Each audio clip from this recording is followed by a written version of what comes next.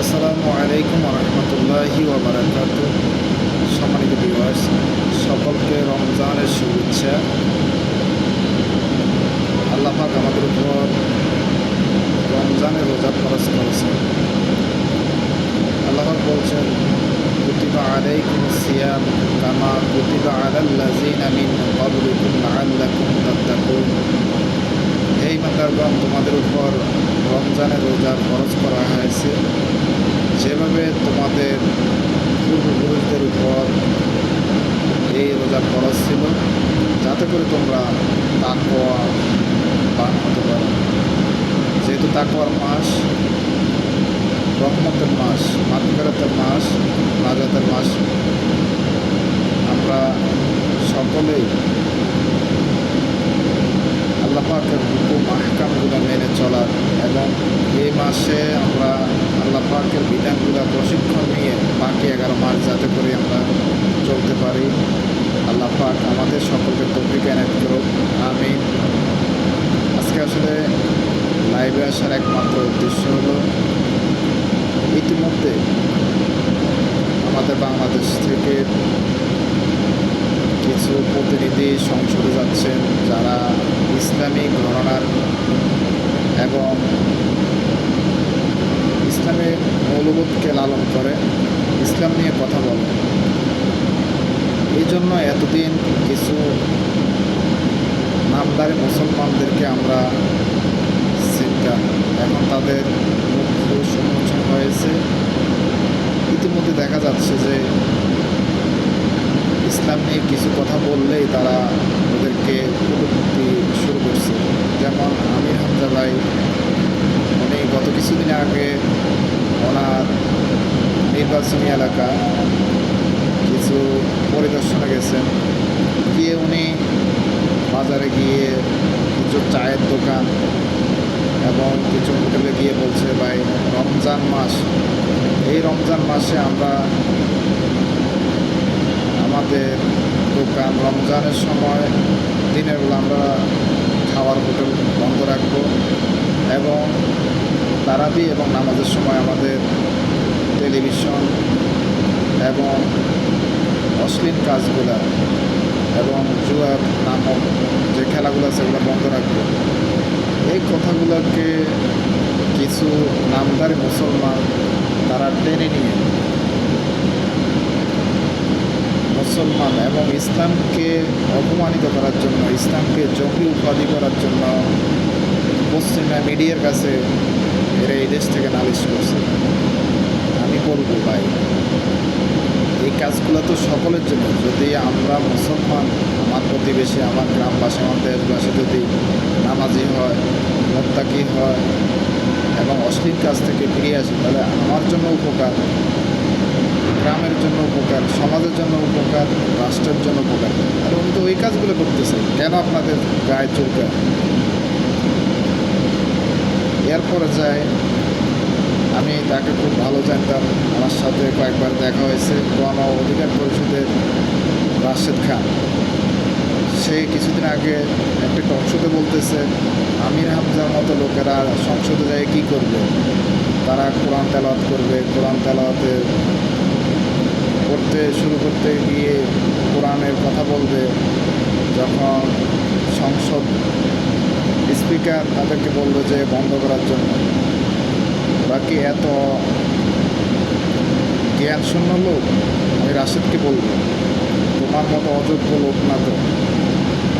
ওরা কোরআনের সাথে স্পর্শ, কোরআনের সাথে যে লোক স্পর্শ, যার সিনায় কোরআন আছে, তারা সমাজকে সোনালী সমাজ হিসাবে উপহার দিবে।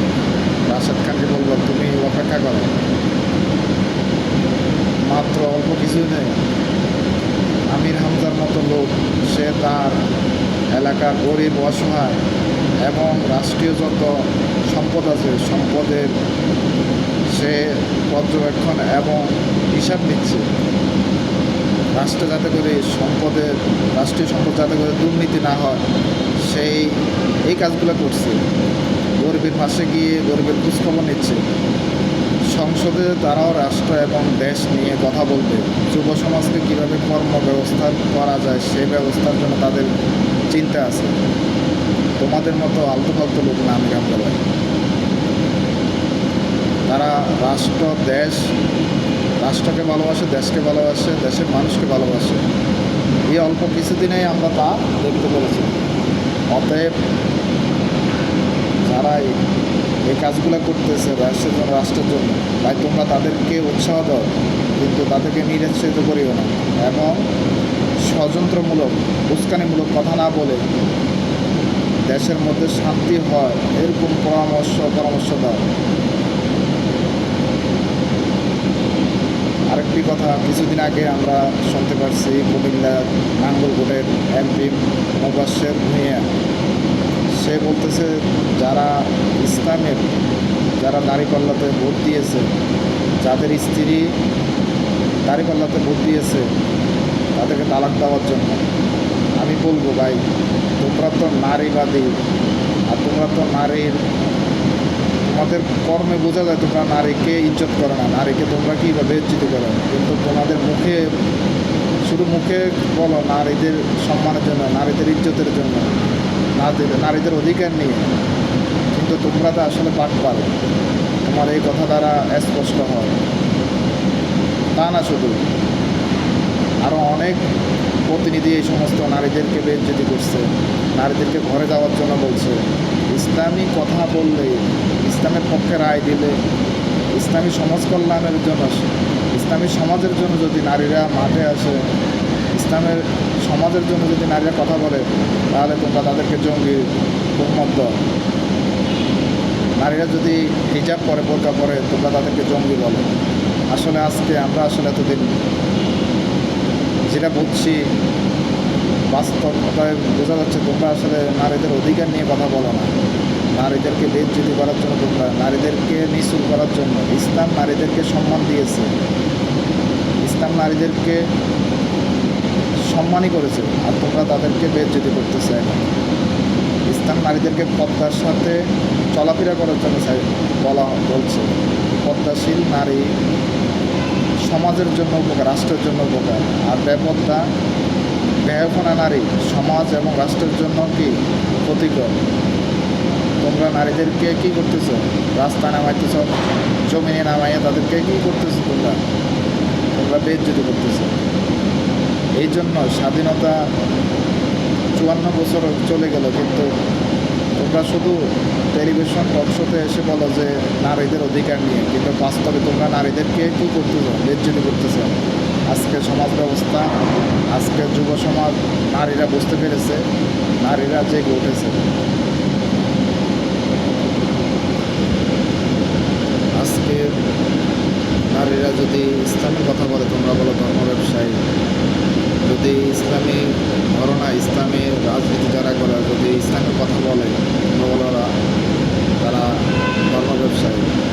অথচ কিছুদিন আগে যে ইলেকশন হয়েছে, আমাদের মুখ থেকে অনেক শুনেছি যে তাহাজ্জুদের পরে ভোট কেন্দ্রে যাওয়ার জন্য, ফজরের পরে ভোট কেন্দ্রে যাওয়ার জন্য খুব মাথা দিতে দেখেছি।